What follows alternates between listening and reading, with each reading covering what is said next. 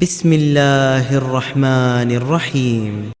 الحمد للہ وکفا وسلام علی عبادہ الذین اصطفى اما بعد فاعوذ باللہ من الشیطان الرجیم بسم اللہ الرحمن الرحیم وَإِذَا قِيلَ لَهُمْ آمِنُوا بِمَا أَنزَلَ اللَّهُ، اور جب یہودیوں سے کہا جاتا ہے کہ ایمان لاؤ ان کتابوں پر جنہیں اللہ تعالیٰ نے نازل کیا ہے، من جملہ ان کے انجیل بھی ہے، قرآن بھی ہے،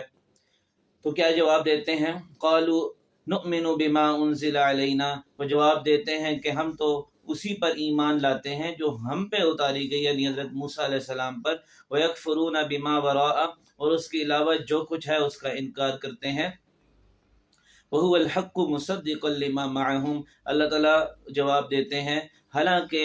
اللہ تعالیٰ نے جتنی بھی کتابیں نازل کی ہیں وہ سب برحق ہیں، چاہے وہ تورات ہو، انجیل ہو یا قرآن مجید ہو، مصدقا لما معہم، اور وہ تصدیق کرتی ہیں اس کتاب کی جو ان کے پاس ہے، یعنی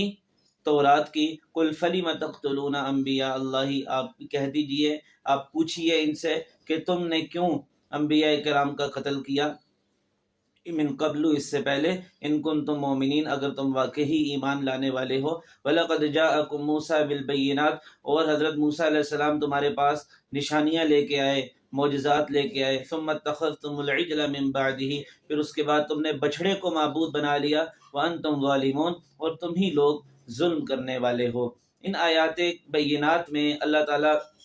یہودیوں کے حسد کو بیان کر رہے ہیں کہ قرآن مجید پر اور انجیل پر وہ اس لیے ایمان نہیں لے کے آئے کیونکہ وہ حسد کا شکار تھے کہ ہمارے نبی کے بعد کوئی اور نبی کیوں آ گیا۔ اللہ تعالیٰ نے 3 طریقے سے اس کا جواب دیا۔ نمبر 1، وَهُوَ الْحَقُّ، کہ انجیل اور قرآن مجید بھی تو سچی کتابیں ہیں، جیسے تورات دلیل قطعی سے ثابت ہے کہ سچی کتاب ہے، ایسے ہی یہ بھی سچی کتابیں ہیں۔ اگر تمہیں ان میں شک تھا تو تمہیں یہ بحث کرنی چاہیے تھی اور سوال اٹھانا چاہیے تھا، لیکن تم نے تو سرے سے انکار کر دیا۔ دوسرا جواب یہ ہے مصدقا لما معہم، یہ کتابیں تو تورات کی بھی تصدیق کرتی ہیں اور تورات ان کی تصدیق کرتی ہے، تو پھر تم اس پر ایمان کیوں نہیں لائے؟ تیسرا جواب اللہ تعالیٰ نے دیا کہ تم تو تورات پر بھی ایمان نہیں لاتے، تورات میں تمہیں جو احکامات دیے گئے تم اس کی خلاف ورزی کرتے رہے، تم نبیوں کو قتل کرتے رہے ہو،